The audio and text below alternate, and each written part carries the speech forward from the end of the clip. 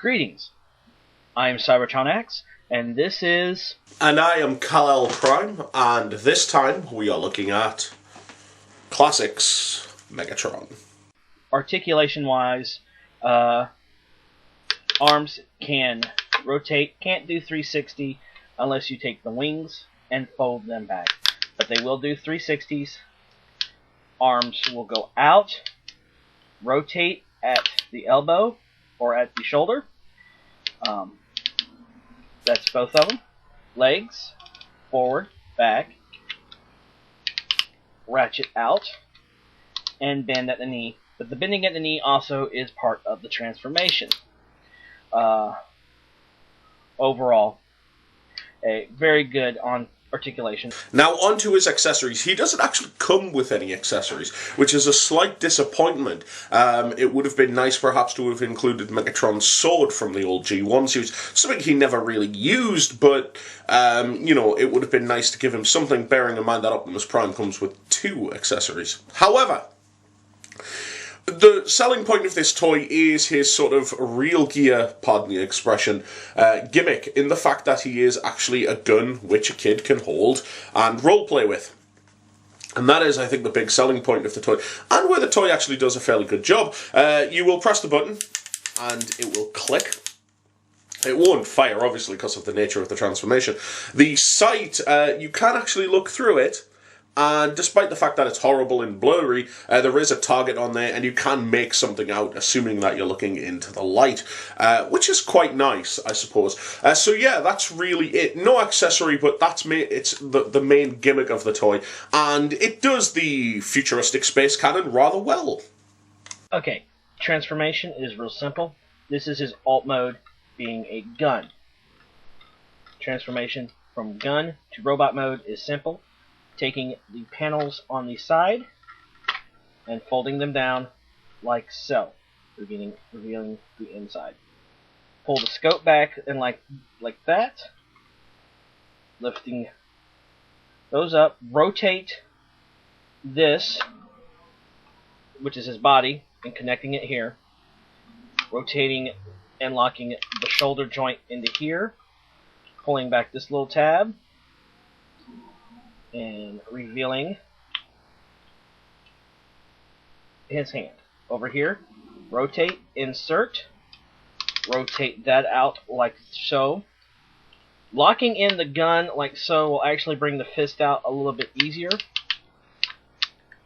And like that. Here at the legs, I want to separate that a little bit. Rotate these side panels to where they are like so, or like so. Rotating them back. There's a little tab and a clip. They will snap ever so gently into the back.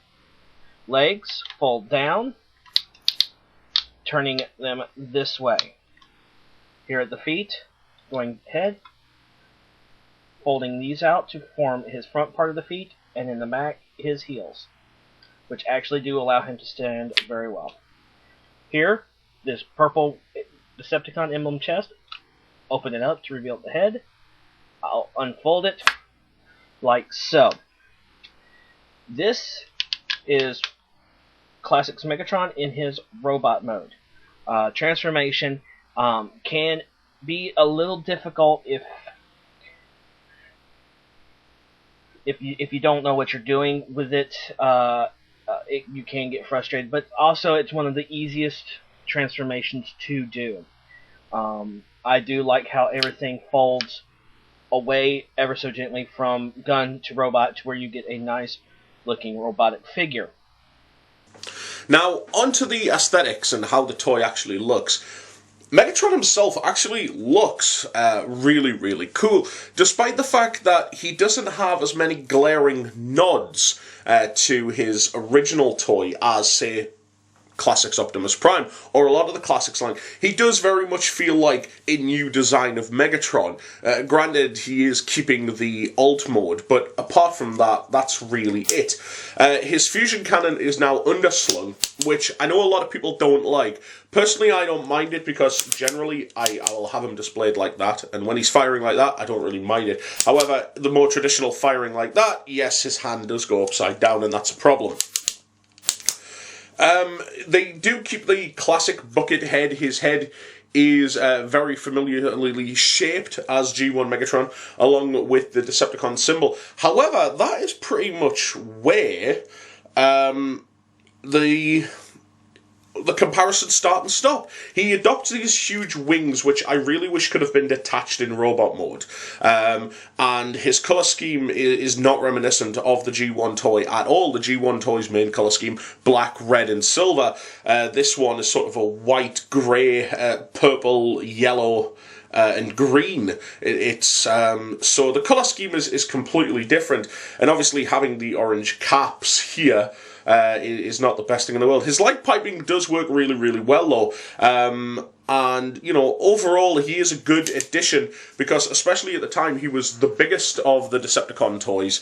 And he certainly, you know, looked the most imposing. And, you know, you look at him and you see Megatron. I mean, that's one thing, is despite the fact that this is obviously a homage, a classics, a redesign of the old one, he looks like Megatron. And so that's a good thing. Okay, so onto the aesthetics of gun mode. I find the gun mode a little bit lacking, to be honest. I mean, what it has got is, it's got some really nice in-grooving here in the actual plastic, but because it's not coloured in, they just don't stand out from a distance, and it looks quite bland. I like the inclusion of the green plastic as some kind of barrel. That's quite nice, but again, you know, the orange tips do kind of spoil it. Because of the way the legs are grooved, it's got a nice grooved handle, and it's quite nice that it will sort of move backwards and forwards, especially for, you know, like the cool looking stances. But yeah, the gun mode, it just seems a little bit bland, and sort of having this random purple chunk bit sort of popping out is a little bit of a distraction. But all in all, it's not bad for a space gun. Okay then, so my final thoughts on the figure. I like the toy. I think it's got good articulation. I think it's got a fairly decent alt mode. Not something that I would particularly go back to, bearing in mind that I think most people of my age who collect Transformers don't collect it to go running out in the streets and playing with Megatron. But I suppose for a child that would be a really good one. The lack of any ball joints and the fact that all of his joints are on rivets give him that extra sense of safety to him, that he's not going to simply pop off like a lot of the classics tend to do, the universe tend to do these days.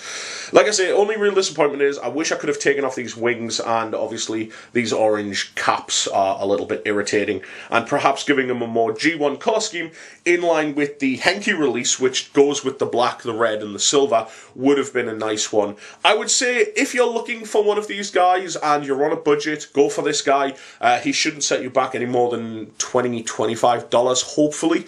However, if you do want to spend a bit more, I would suggest he has been repainted in the Henke line as Henke Megatron, and he is a much better toy in terms of just the way he looks. Exactly the same toy in terms of how he transforms, much like all of the Henke line. There's no remoulding involved, but he does feel a hell of a lot better.